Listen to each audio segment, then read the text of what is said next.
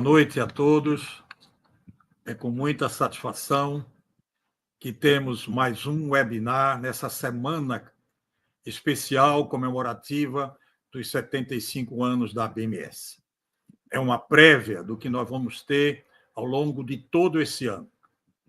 Inicialmente, um grande evento técnico, pela primeira vez, comemorando efetivamente o aniversário da ABMS, teremos a ABMS 75 anos, com grandes convidados, palestrantes nacionais, internacionais, órgãos públicos, empresas, enfim, um grande evento em São Paulo, onde a ABMS foi fundada dia 21 e 22 de julho, no Centro de Convenções Rebouças.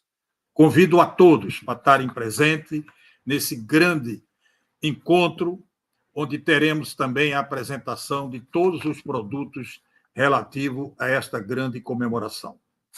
E também, como parte desse grande trabalho dos 75 anos da ABMS, teremos vários eventos ao longo do ano. Um outro evento nacional é a 9ª Cobrae, Conferência Brasileira sobre Estabilidade de Encostas, que será realizada na cidade de Bento Gonçalves, no Rio Grande do Sul, de 17 a 21 de novembro deste ano.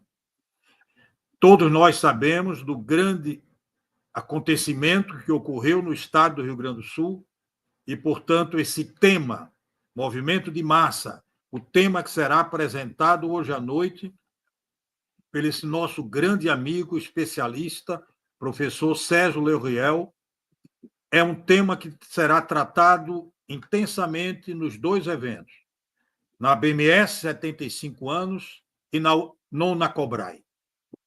Então, é fundamental que todos estejam presentes nesses dois eventos, que vai trazer esse tema de forma intensa e profunda. O professor Serge Leroueil será introduzido pelo nosso amigo e colega Luiz Bressani, que preside a 9ª Cobrae, e ele é um grande amigo e um grande pesquisador que trabalhou com muitos brasileiros. Então, para a gente é uma grande honra e uma grande satisfação da ABMS receber esse especial webinar. Peço, então, agora o professor Luiz Bressani que introduza e convide o professor Serge Leroueil para apresentar o seu webinar. Muito obrigado. Boa noite a todos, muito obrigado, Coutinho. Ficou para mim, como presidente da comissão organizadora do Cobrae, dentro desse pré-evento de 75 anos e do Cobrae, fazer a apresentação do professor Serge Leroueil. O professor Serge, ele é um professor emérito da Universidade de Laval, Quebec, no Canadá, e ele obteve seu diploma de engenharia pelo Instituto Nacional de Ciências Aplicadas, o INSA, em Lyon, na França, em 1970, e depois o seu doutorado pela Universidade de Laval, Quebec, em 77. Em seguida, ele atuou como engenheiro por 2 anos na Terra Tech, em Montreal, antes de se tornar professor da Universidade de Laval, onde desenvolveu uma carreira brilhante e se aposentou em 2016. O professor Leroueil publicou mais de 300 artigos e obteve diversas honrarias, entre as quais o Canadian Geotechnical Colloquium, em 1986, a Rankine Lecture, de 1999. Ele foi membro do Canadian Institute of Engineers, em 1999, medalha Lowe, em 2001, membro da Royal Society do Canadá, em 2004, a medalha Leguer, de 2013. E foi convidado para proferir palestras especiais em diversas conferências internacionais e atualmente está publicando, juntamente com Luciano Picarelli, um livro sobre deslizamentos chamado Understanding Landslides Through Case Studies, e inclui um caso brasileiro. É um grande prazer convidar o professor Serge, e vocês certamente vão ouvir uma palestra, uma conferência extraordinária. Serge, it's my pleasure to introduce you to our Brazilian engineers and pleasure to listen to you. Thank you. Thank you very much. I would like to thank the Brazilian Association of Soil Mechanics and Geotechnical Engineering for inviting me, as I have many good friends in Brazil, from Recife to the southern part of Brazil. And so it's a great pleasure for me to make this presentation. So I will try to start. Yeah? Does it work? Yeah, it should. Yeah, I can start. Okay, good. So my presentation is about a flood, an important flood for us, which occurred almost 30 years ago. But myself and my co-authors, colleagues, Régis Bouchard, Denis Demers, and Didier Perret, were involved in different ways in the investigations after the flood. And so we decided to summarize these the conclusions, geotechnical conclusions, in one paper which appeared last year in the Canadian Geotechnical Journal. So, in mid-July 1996, in fact, the Saguenay region, it's a region which is about 200 kilometers north of Quebec City, received about twice the average monthly rainfall, and the consequences and the geotechnical lessons were important. We know that this case is certainly not unique. We had similar situation in British Columbia in 2021. In the same year, the Henan province of China received 600 millimeters of rain in 3 days, more than the annual average. You in Brazil, but in 2011 and several times since that time, and in May 2024, the Rio Grande do Sul received 420 millimeters of rain in a few days. In Hong Kong, and this is interesting, sadly interesting, but interesting, the maximum yearly rainfall has increased from 80 millimeters in 1880 to 160 millimeters these last years. And in fact, in 2008, they had 1,600 landslides on Lamto Island, which is the island close to Hong Kong where the airport is, for those who know. Here is the progression of the yearly rainfall in Hong Kong through the years, and you can see that in the last years there has been an important acceleration of the amount.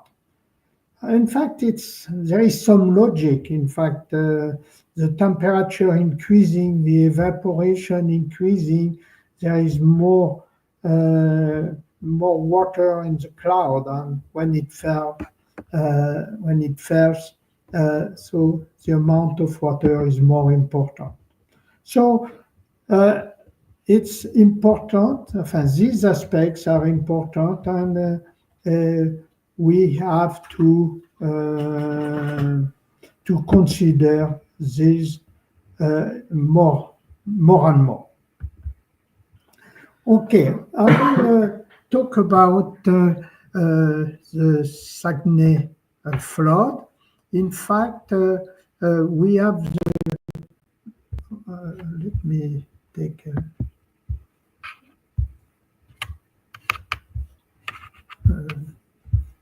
one moment.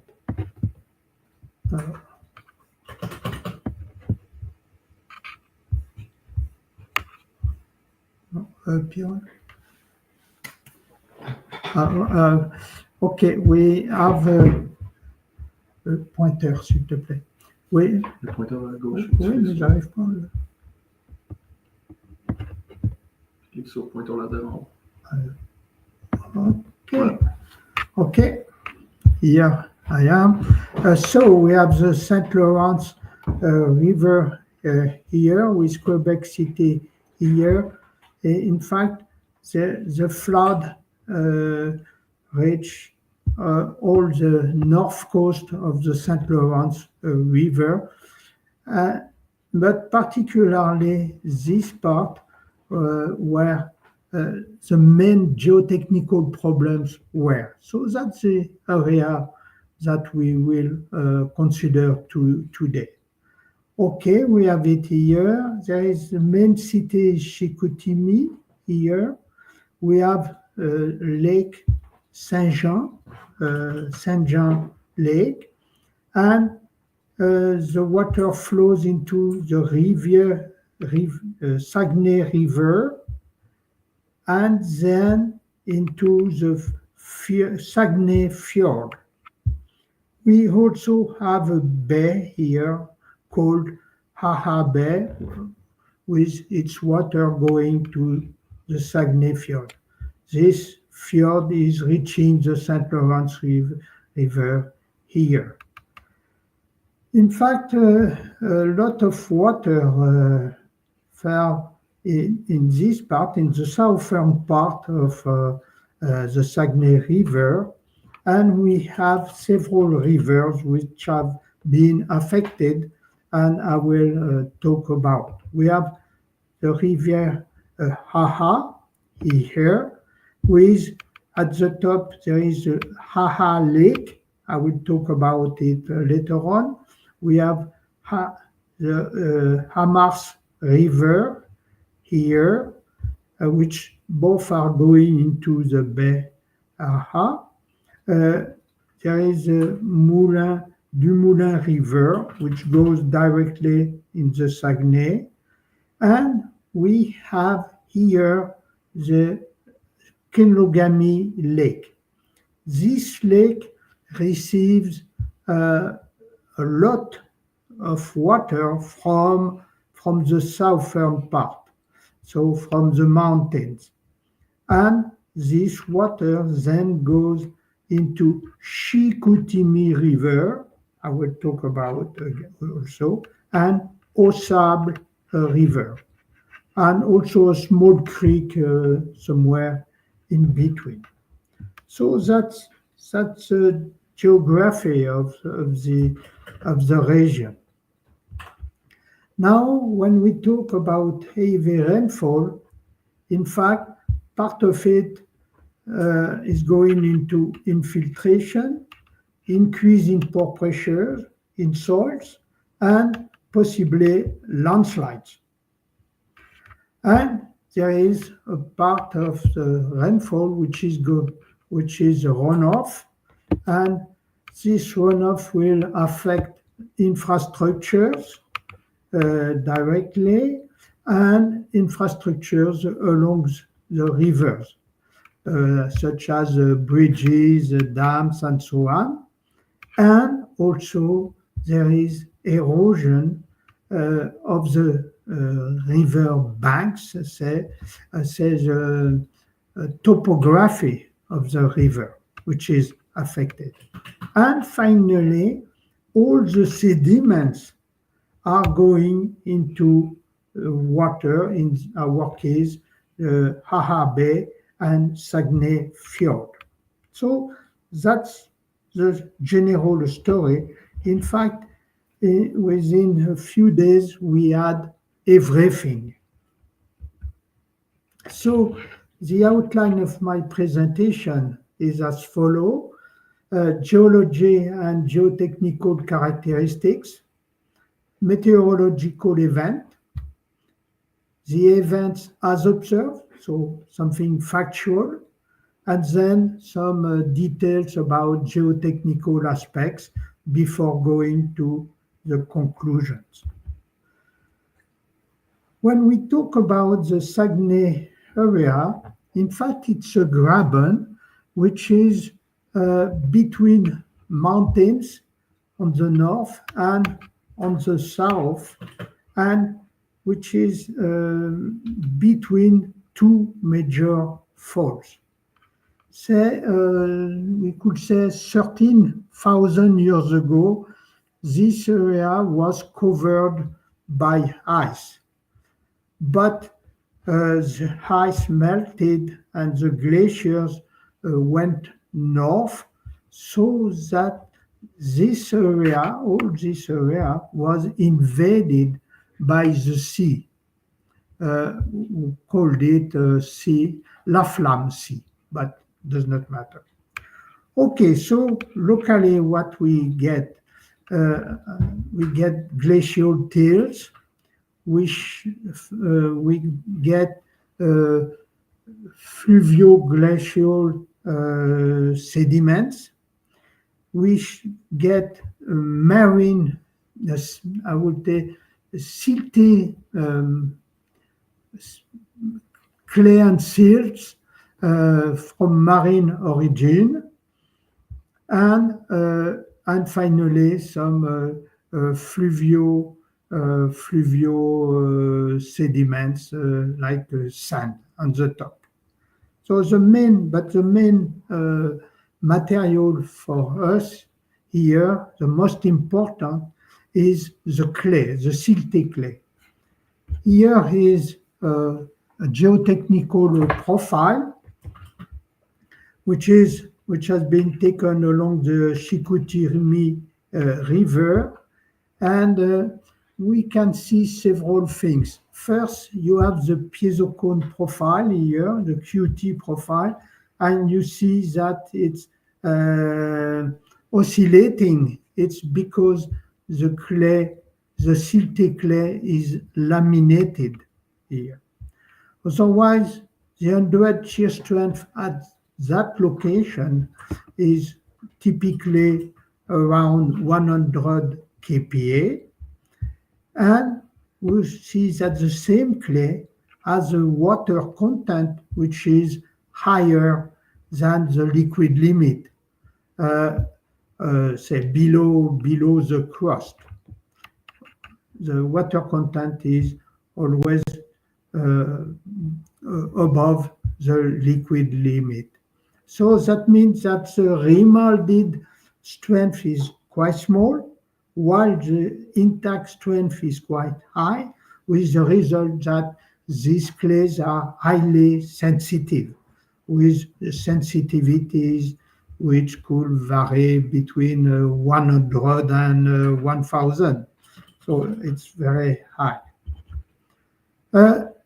This is an example of this clay taken a few kilometers from the previous borehole, and you see the intact clay, which is able to support for 41 kilograms, and the same clay remolded, which flows like oil, say.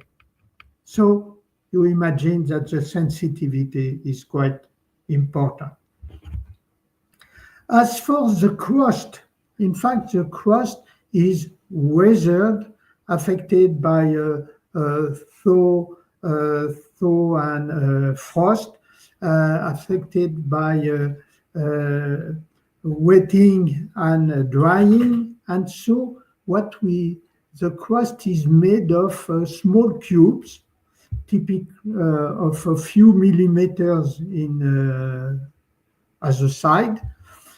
And the result is that the crust, the clay crust, behaves like a gravel, but it's a light, soft gravel. And we'll see that it will play an important role.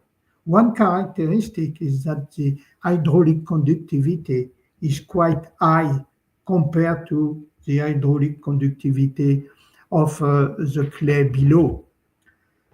So the meteorological event, you have Chicoutimi here, the St. Lawrence River here, Quebec here, and you see that heavy rainfalls were just south of Chicoutimi.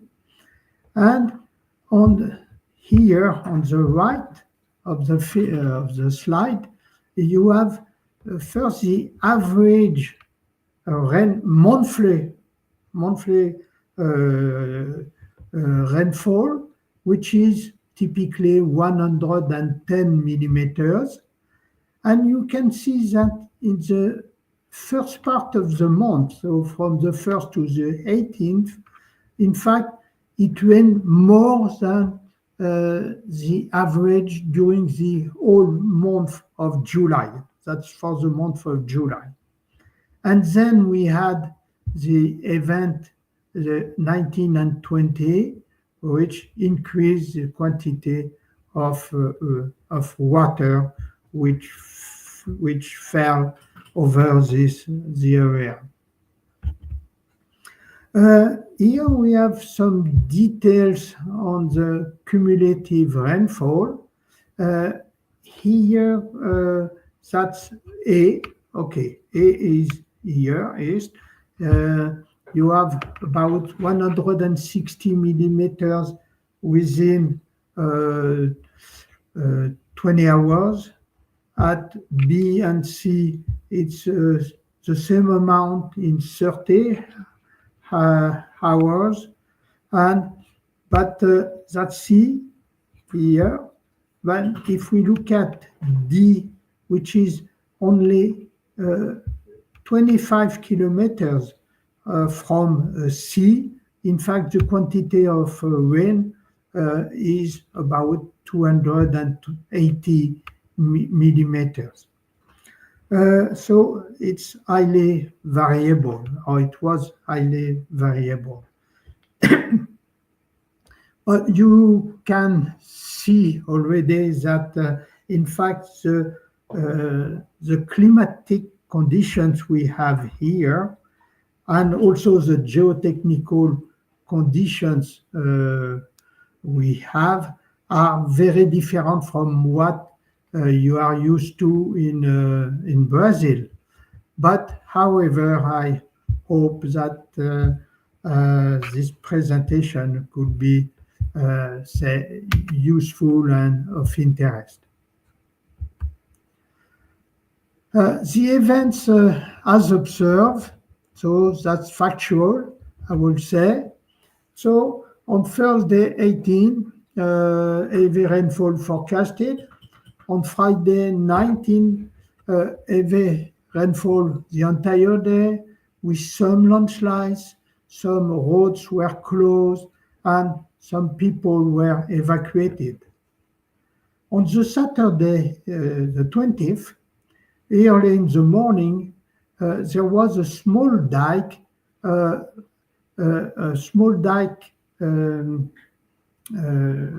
limiting the Haha Lake I talked about before, was submerged and eroded, and the lake was completely drained. So people had to be evacuated. Bridges and hundreds of buildings were destroyed, and 2 small dams were also destroyed. So that for this event. Now, along the Amars River, which is nearby. In fact, the damages were also important. You can see the railway, which is suspended here too, because of landslides, bridges which were broken here and here, and so the damages were important.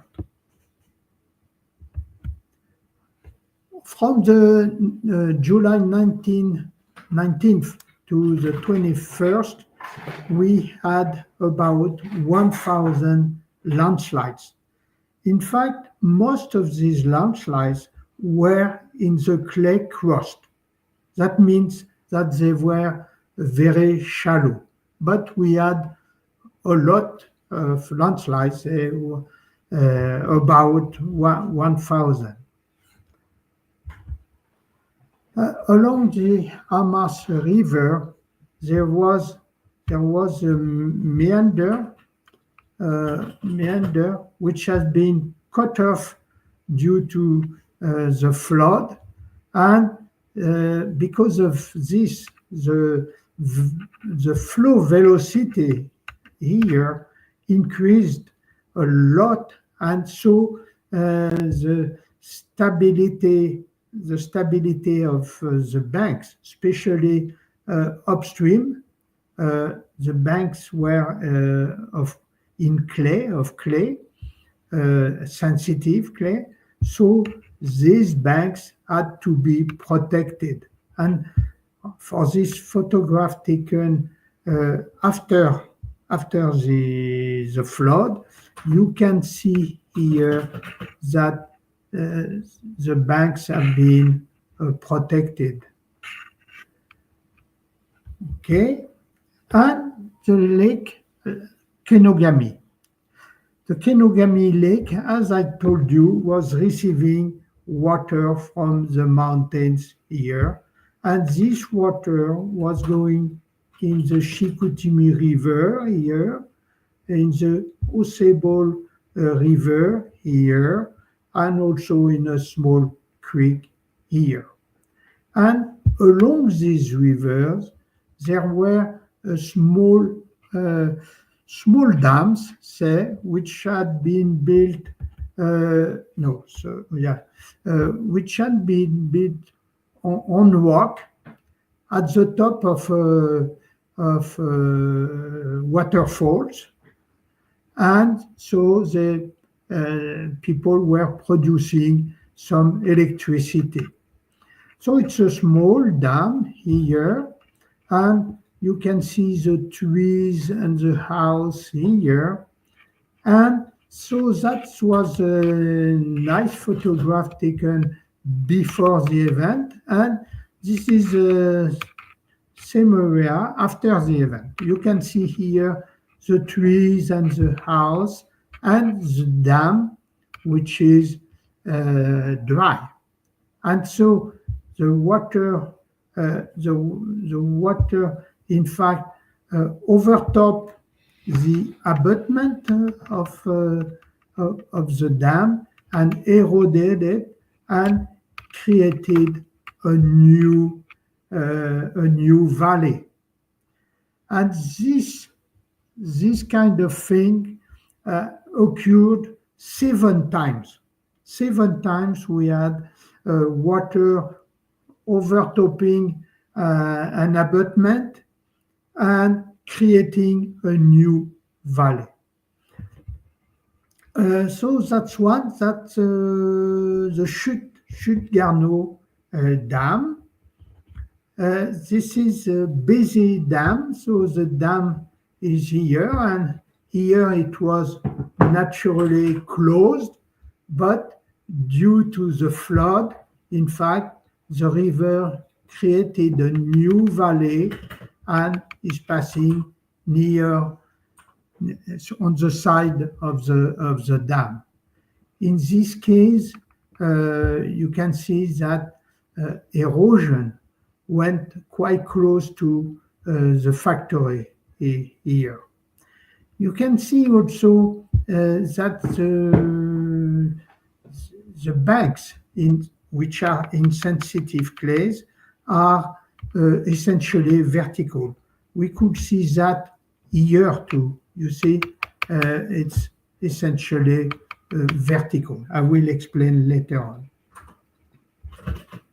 So that's a Bézi Dam. This is another one on the Au Sable River, and the dam is here. We don't see it well, but it's here.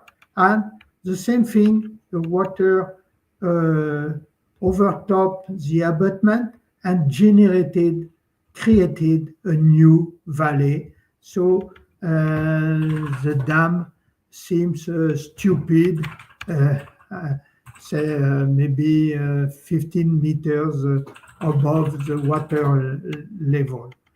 In this case, you see the buildings here, which but some of the buildings fell into the river, and so it was very sad. But what we were fearing is to have what we call flow slides in sensitive clays. And I will explain what is a flow slide in sensitive clay. And we had several such flow slides in the area, so that it was a preoccupation for sure. On the right, what we see is the spillway of this dam here, which is completely clogged by wood logs. So the spillway is was not useful at all. Okay, I talk about flow slides. In fact, in sensitive clays, what we call flow slides is that we have if we have a first slide, and if the potential energy is large enough to remold the clay, and if the clay, the remolded clay is soft, is liquid enough, then the clay flows out of the crater, and then we can have a second slide. The same thing, if the energy is large enough, the clay is remolded, and if the remolded clay can flow, it flows, and so on, and we can have several slides like that. And we had at Saint-Jean-Vianney a few, say, maybe 5 kilometers from the Bézi Dam, so very in the same area. We had in 71 a huge flow slides. Oh, sorry. A huge flow slide, which killed 31 people and carried away 40 houses from a village. So you see, it started with a relatively small landslides here along the creek, and finally the total area was 30 hectares. And we can see some of the houses in the crater. Okay.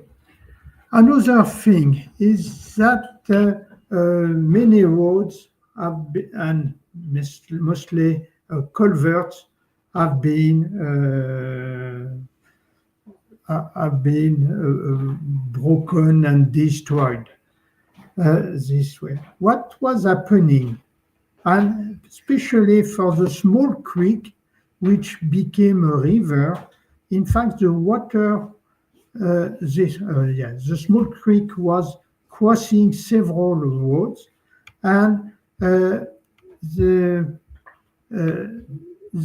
water was coming with debris, clogging the culvert, and then the water was rising, overtopping the road, and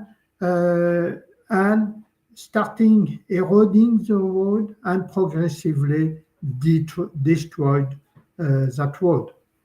Next, the water and the debris were going to the following road, and it was the same scenario with the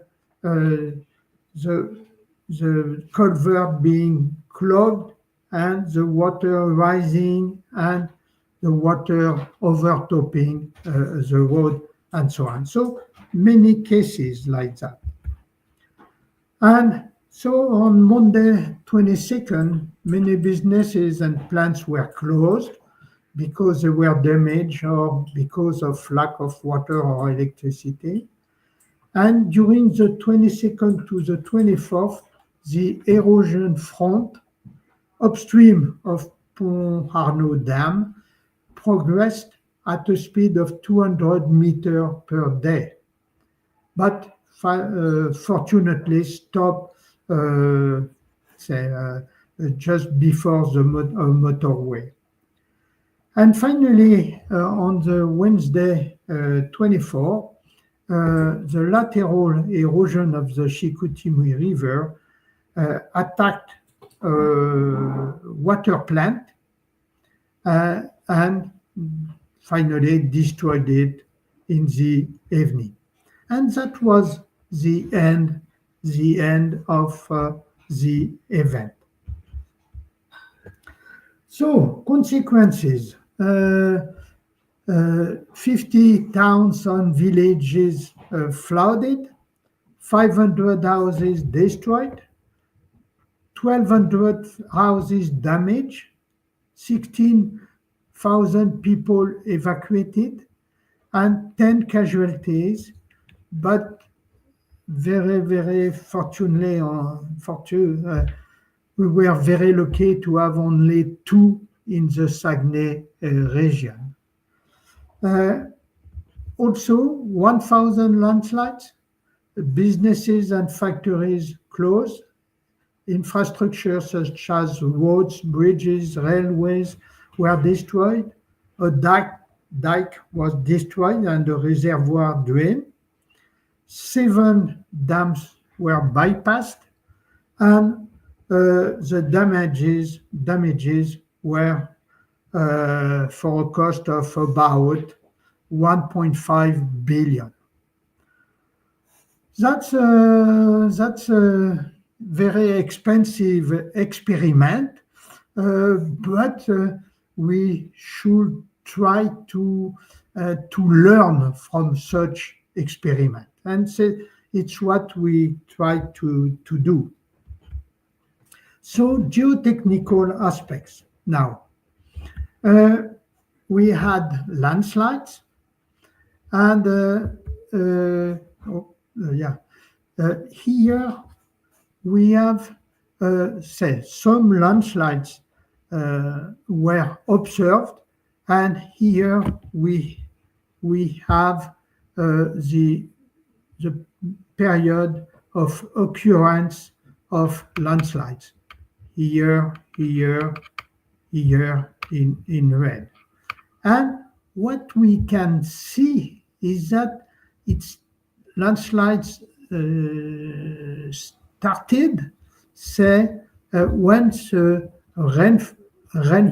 cumulated rainfall was about 120 millimeters at these 3 locations.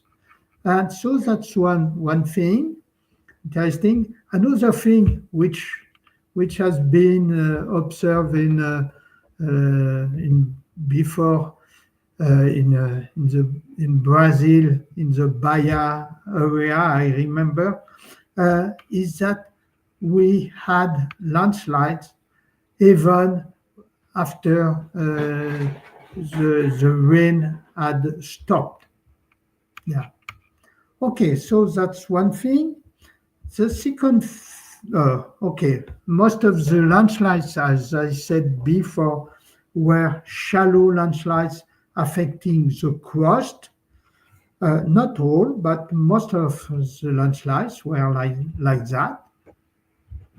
And when we plot the slope 8 versus the slope angle, what we can see is that in the eastern part of the region, in fact, the clay crust is stiffer than in the western part. And this is presently studied, examined. Another aspect which was possible to examine was the runout of the debris due to the runout of the debris of these shallow landslides. And here we have the results. We can see that only 2% of the landslides had a runout larger than twice the height of the slope, and 30% had a runout larger than the height of the slope. So that's useful when we think about risk assessment. Okay, I said that most of the landslides were shallow, but not all of them, and we'll see two of them which were investigated by my colleagues, and this is one at Debian, which is Debian is here, is on the Lac Saint-Jean Lake, and so this is, and you can see that there is some sand above the clay there.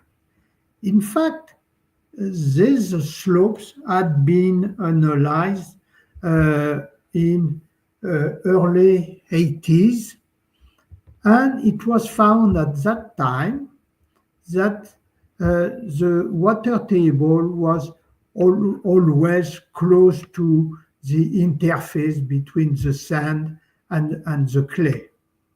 And the calculated factor of safety was 1.15 at that time. But due to heavy rainfall, we think that the water table has risen into the sand layer and has decreased the factor of safety, which could explain the failure. Another case was at La Baie, which was just here, say, at the entrance of the Haha Bay. Here we had another landslide, which is this one, which hit a house in which there were two children sleeping, and they were killed by this event, and these are the two casualties we had in the region. This landslide has been investigated, and what was found were sand layers more or less parallel to the slope. And it is so that in normal times, in fact, these sand layers were draining the slope, so they were beneficial. But we also think that due to the heavy rainfall, these sandy layers, in fact, have increased the pore pressures in the slope and generated the landslide. So that's the kind of lesson we learned from this event. Now, damages, I will come back to culverts because I told you many culverts were destroyed and the road too. And it was the same with bridge abutments and dam spillways, which were clogged with debris and overpassed by water. So, in fact, for this kind of events, it's not sufficient to design these hydraulic structures only on the basis of hydraulic conditions, because the debris are changing the situation. Also, as many infrastructures were overtopped, in fact, the downstream slopes were not protected against erosion, and they were eroded, and then finally all the road was eroded. So probably there is something to improve there too. And okay, rivers, and I will show you I will discuss a bit more what happened at the Haha Lake. And remember, there was a dike, which was this, a small dike, in fact, and a 2 to 3 meter dike, which was, say, made of sand and silt and so on. In fact, obviously, it had not been designed because it was very small and not really useful. But because of that, in fact, this dike has been overtopped. This dike would have been about here. It has been overtopped and it has been easily eroded. And finally, all the lake was drained through that. The result of that, and we can see here the level of the lake, and that was the level of the dike, and so it was overtopped and eroded, and the lake drained. So the discharge, which was naturally, which should have been with a maximum of 150 cubic meters per second, suddenly had a discharge of 900 cubic meters per second. So it was a huge wave which went down and eroded the valley, and we estimate at 9 million of cubic meters the soils which have been eroded in this valley. In fact, from this photo, you can see the natural bed of the river here, and you see what the new bed due to erosion. All these materials here have been eroded and transported in the Haha Bay. Now, the Kenogami Lake, as I said, so the water was going in the Chicoutimi River and Au Sable River, and there were several dams. In fact, along several dams along this river. In fact, the discharge along this river has been calculated to 1,200 cubic meters per second. So it's a lot of water already. And I showed you this figure of the Chute Garneau Dam with the new valley here. In fact, about 3 kilometers downstream, there was another dam, the Pont Arnaud Dam here, which was producing some electricity here. But again, the water overtopped the abutment here and created a new valley. And you can see the dam, which is here. Okay, so I showed you that, and we know that that's the geotechnical profile at Pont Arnaud, and so I discussed already, so I will not repeat as such. But at Pont Arnaud, the result of several boreholes is that the plasticity index is decreasing with depth up to about 6 meters, and the plasticity index is about 8 over, say, up to a depth of about 18-20 meters. At Chute Garneau, the plasticity index is larger.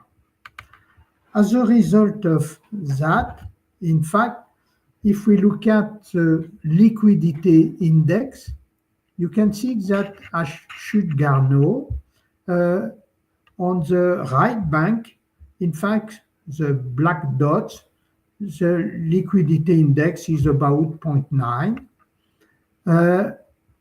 It's slightly higher on the left bank, that's the open dots. But at Pont Arnaud, you can see that from 6 meters to, say, 18 meters, the liquidity index is about 3, which is a very, very small liquidity index, very, very small remodeled shear strength. So Polygeo examined the details of the flood and the result along this river, and so that the Pont Arnaud Dam here and the river in blue. In the evening of the 20th, the abutment was overtopped, and in the morning, in fact, there were channels in the clay crust. That means that the clay crust had been transported already. So that was in the morning. At noon, the erosion was touching the river here, and then the river went through this big channel, and there was an important erosion and rapid erosion. And if we look at the bottom figure, that's the elevation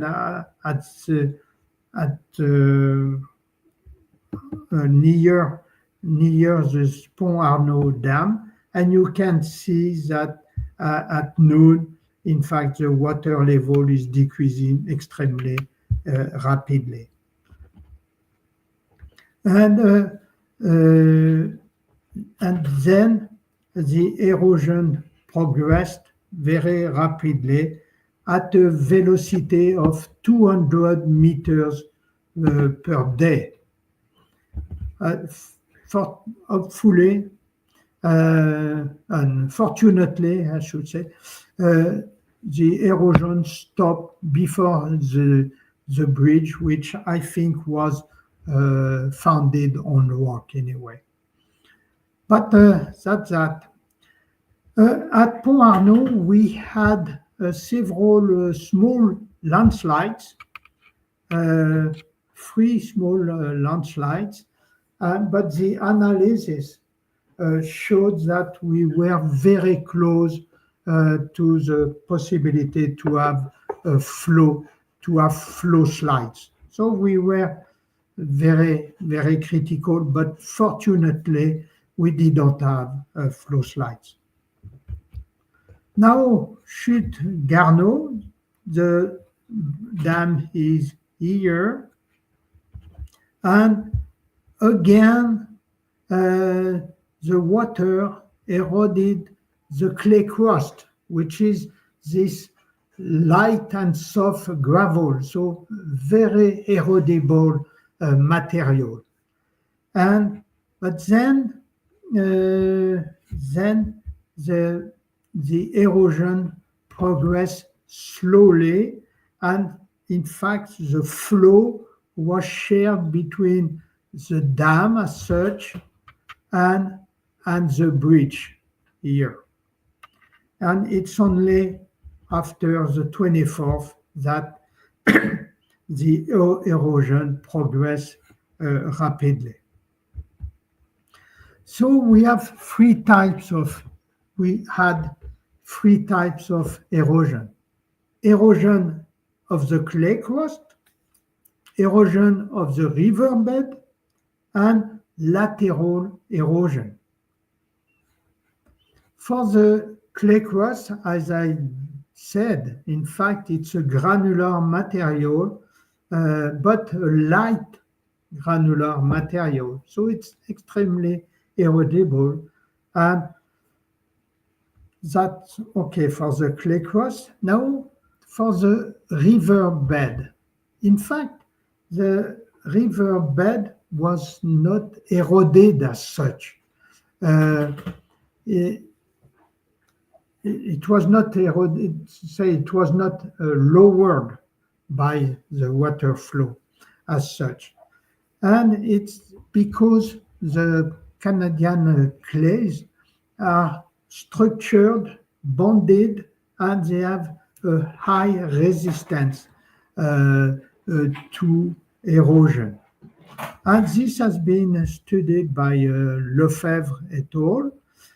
And Thibault et al. Proposed this line as a kind of threshold to have erosion of this clay. In the case of the flood, in fact, the conditions were in this red rectangular here below the threshold limit, and so it may explain why there was no, say, vertical erosion of of the riverbed. In fact, what we observe is that the erosion was as shown here.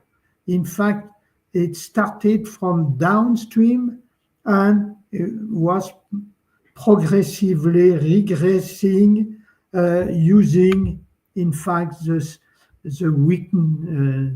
weakness of the silt and sand layers. So it was retrogressing in the valley. Now, the lateral erosion. What was observed was not landslides. We didn't have landslides on the sides of the river. What we had was a collapse of clay columns. And we realized, and that was something new for us, that in fact there were subvertical fissures in these clays. So the lateral erosion is associated to a collapse of clay columns. And on this figure here, at the bottom, we see such a column which is isolated here. Okay, so now all the material eroded went into the Haha Bay and the Saguenay Fjord, and in fact this bay and the fjord were the sediments of this bay and fjords were contaminated because the region is a metallurgical region and produce paper and pulp, and so the sediments were contaminated. And it was seen, possibly, it was seen, says the flood and all these new sediments were seen as maybe they will protect the previous sediments which were contaminated. Okay, so it's about 15 millions of cubic meters of sediments that were transported in the bay and in the fjord. These sediments typically had a thickness of 10 to 60 centimeters, even if near the mouth of the Haha River, they had a thickness of 7 meters. I told you the sediments, the pre-1996 sediments were contaminated. So the flood and the new deposition of relatively clean sediments were seen as a possibility for mitigating the contamination.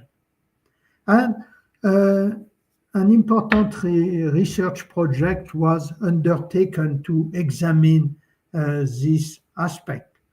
In fact, at the bottom of the bay, there are small animals. So you can see here worms, and you have a benthic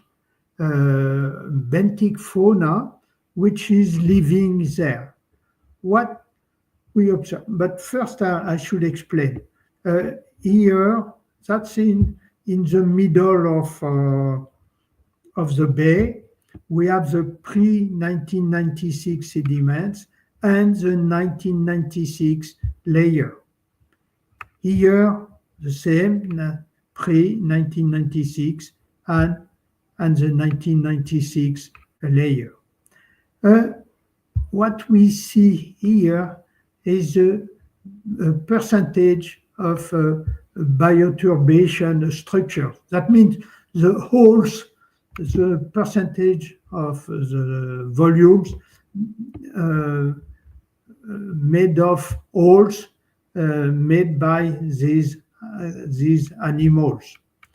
And what we see is that this layer, bioturbated layer, is about 100 millimeters 3 years after the flood. And we have the same thing, essentially the same thing here. As for the pre-1996 sediments, in fact, we can see that the upper part of the sediments were eroded by the flood. But in this case, so in the middle of the bay, we can see that the water column is isolated from the pre-1996 contaminated sediments. However, at this location, which is close to, it's in the bay, but close to the fjord, the thickness of the new sediments is, say, 120 millimeters, and very close to the contaminated sediments.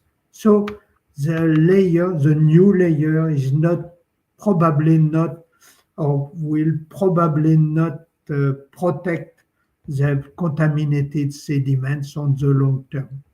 But the general conclusion was that the effect of this new sediment layer was quite positive. So it's good to have something positive in such an event. Okay, conclusions. The landslides were mostly shallow, affecting the fissured clay cross, and the runout has been specified. The hydraulic structures are vulnerable due to floating debris, and that's a major problem, in fact. Culverts as well as dam and bridge abutments should be better protected against overtopping, the main cause of massive erosion. In particular, the fissured clay cross should not be considered for the closure of water basins because it's too erodible. The intact clay well resists to erosion that progresses by using the silt and sandy layers. Small dikes are vulnerable and should be carefully designed. In fact,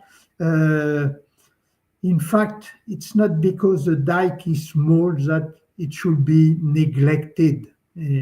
That's one point. We evidence that here in 1996, we had another opportunity to evidence the same thing a few years ago, also in Quebec. The lateral erosion along the Chicoutimi and Au Sable rivers evidence subvertical fissures in the clay deposit. Detailed analysis shows that conditions at Pont Arnaud were close to those required to have sensitive clay flow slides. So we came very close to catastrophic situation.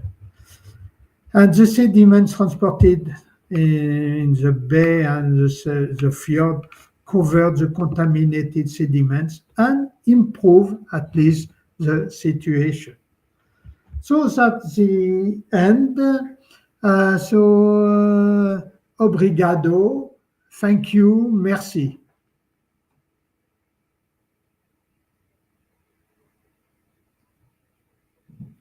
I don't hear anybody, by the way. Thank you, Serge. Very good presentation. Of course, very important impact, né? And we think that is different from Brazilian condition, but the main points can be also similar. The very important is you try to understand the mechanism. Then it is very important that for me, in your presentation, understand everything and to see how it's possible to have a good solution and a good project in the future. Bressani, I think is something difficult for him.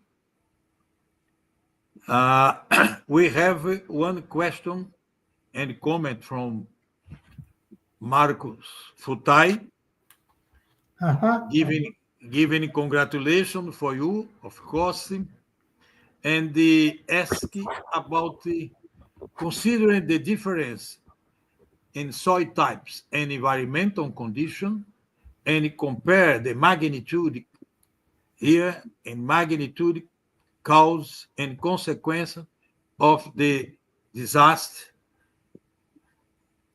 Please continue.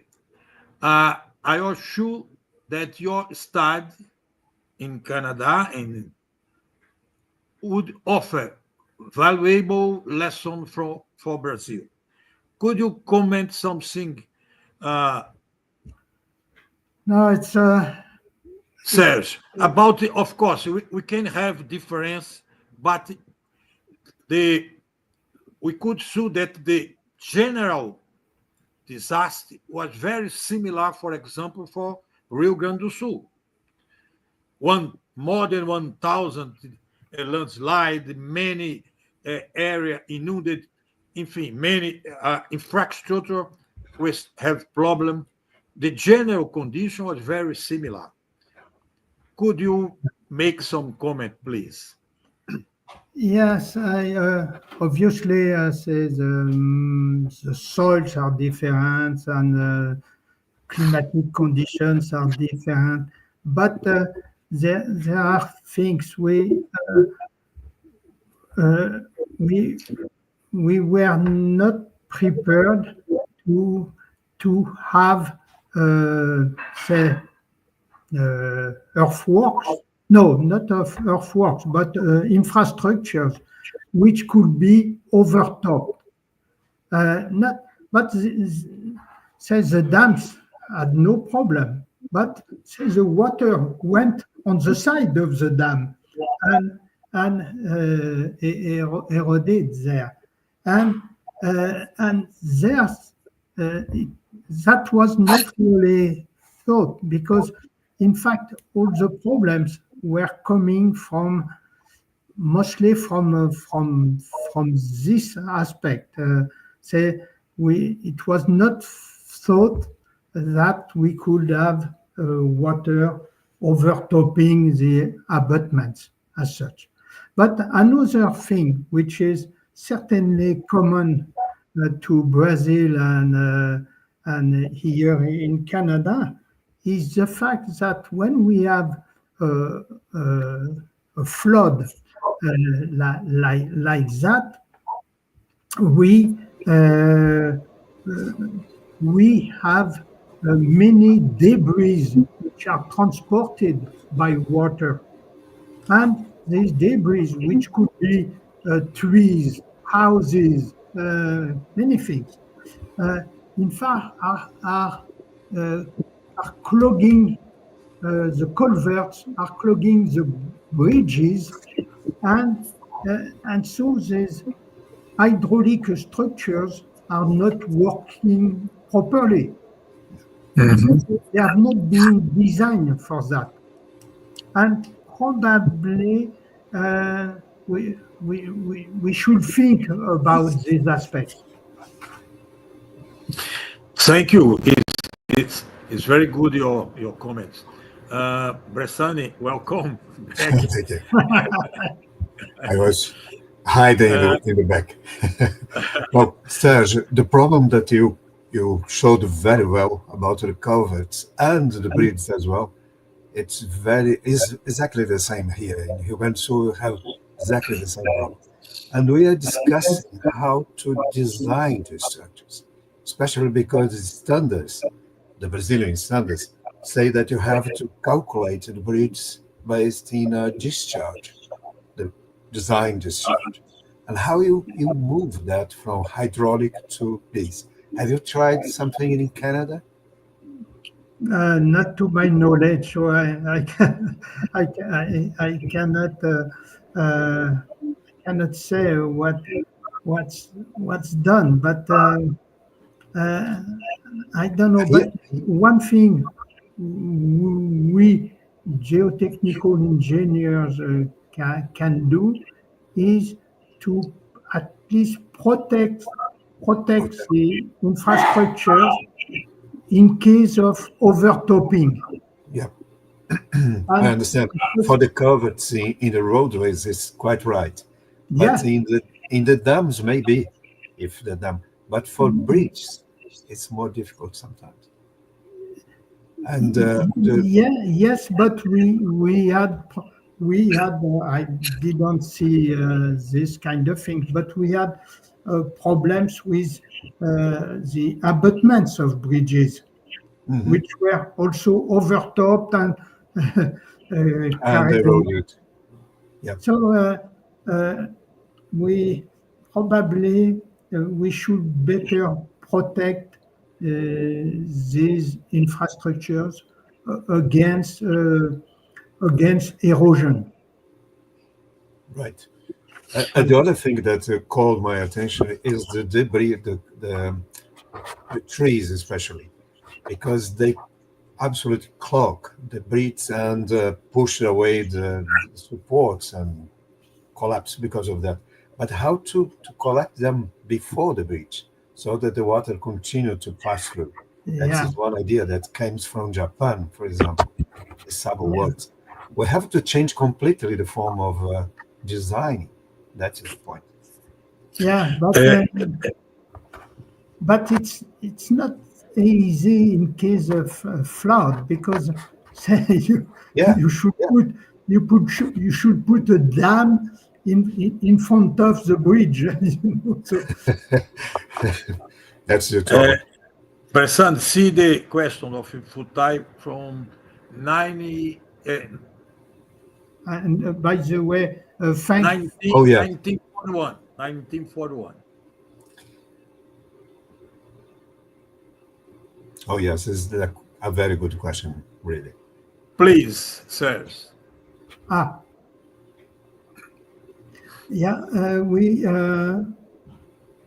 We avoided in our work. We avoided talking about the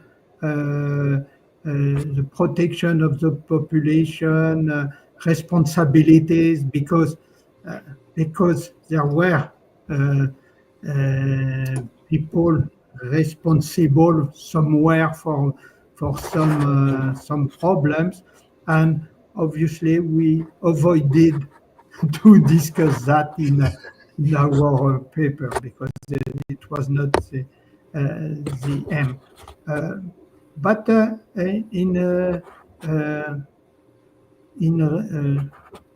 I would say for landslides, at least, we have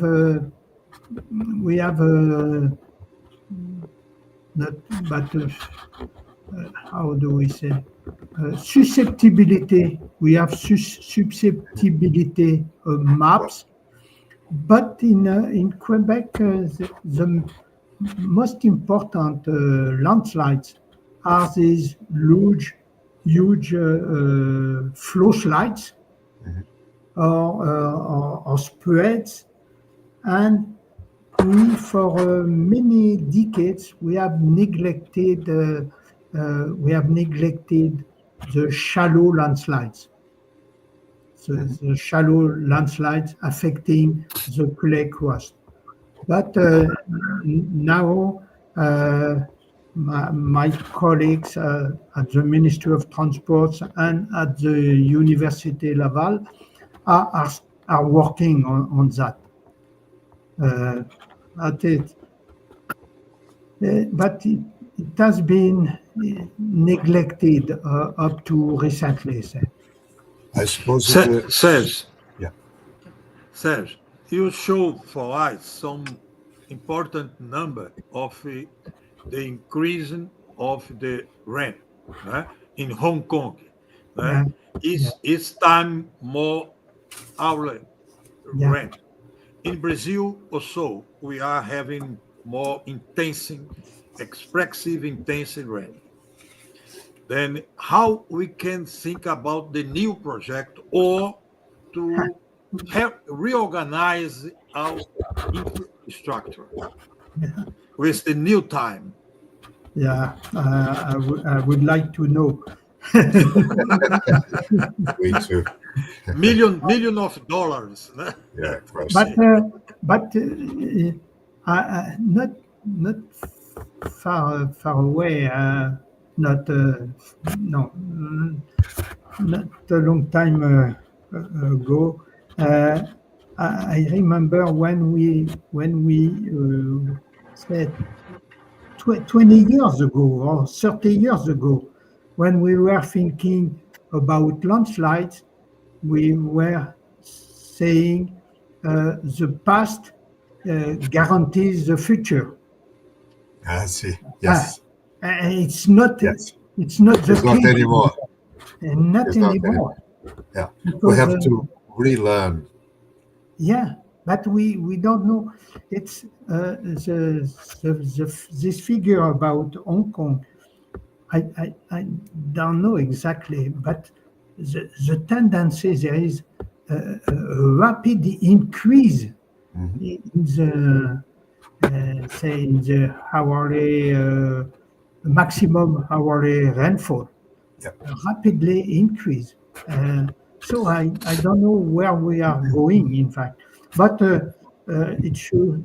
I'm sure it's a major problem for you and Yes. for everybody. Yes. In Brazil, in many places, in Recife, São Paulo, Rio de Janeiro, Rio Grande do Sul, in many places of Brazil, we are having many disaster and situation with have intense rain. Increasing every year is increasing also. Yeah. What I could say is that we have two events of rainfall here in November 23 and in May 24.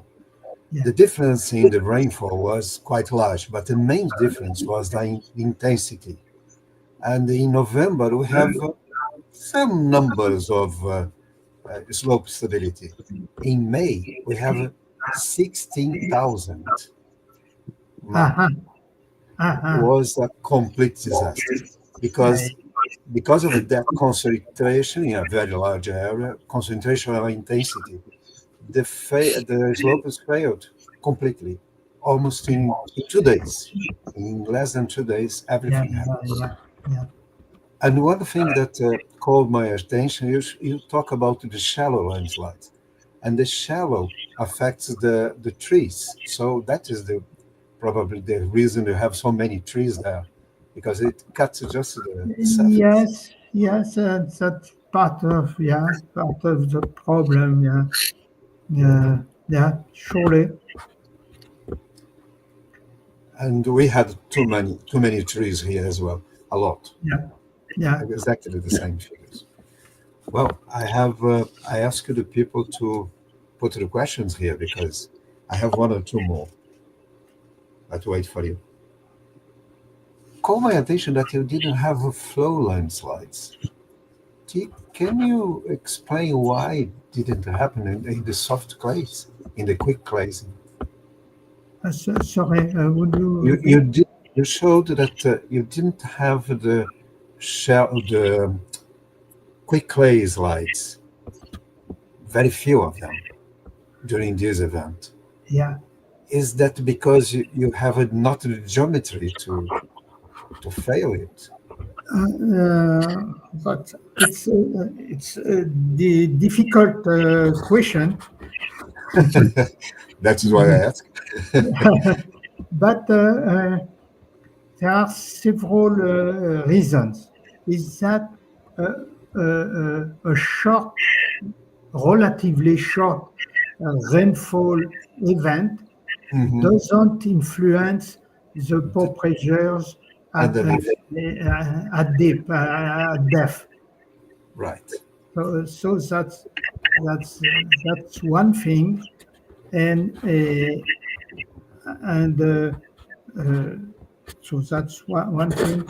Another thing is that we had some three small landslides near Pont Arnaud, and they didn't degenerate it in a flow slide. Right. But now we understand relatively well flow slides, and we know that we need a potential energy, but to remold the clay. And this potential energy is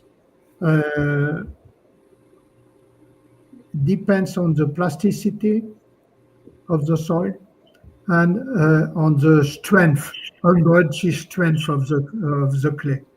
In fact, it's the product of the two, and so we know that. And at Pont Arnaud, we were very close to have a huge problem, but very fortunately we didn't have, because but not at Pont Arnaud, but on the other river, if we would have a flow slide starting in a urban area, it would have been catastrophic. Catastrophic, absolutely. And what about the reclamation works after this? How you manage this after the disaster? In fact, the river, in fact, all these dams, were built on the rock at the top of a waterfall. Right. Okay. Okay. But the water found that another way. the side it was much easier to go,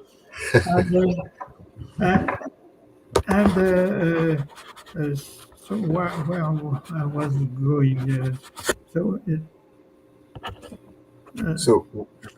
you have the dams on the... Okay. So 7 dams have been affected this way.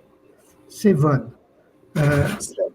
But I think in all cases, surely for most cases, but I think for all cases, in fact, the new valley has been filled by a kind of earth dam. Earth dam, right. So to keep the dam efficient. Thank you so much. Well, yes. Serge, thank you very much. It was very impressive. Very impressive. Thank you. And of course, we invite everyone to come for the technical event, ABMS 75 years anniversary. Will be in São Paulo, 22 July. And in this event, we are having 4 lectures in this topic, Serge. From Hong Kong, Charlie and G. From Japan, a professional from general government, risk management, e 2 from Brazil. One for me, one from Tássio, about the landslide, etc. Debris flow is in the July 21st, 22. And of course, in the Cobrae, please, Bressani, give short information. Cobrae will be many information, short course, etc. Please. I hope. Yes, in November we're having 4 days, full days, and technical visits. Very good, and best wishes for this fantastic event. Yeah. Thank you so much. Then, thank you very much for everyone. Serge, very good, and thank you. Bye-bye. Thank you. Bye-bye. It was a great pleasure to see you yesterday, today. Very, very pleasant. Yeah, great pleasure for me too. Okay, bye. Thank you. Bye. Thank you.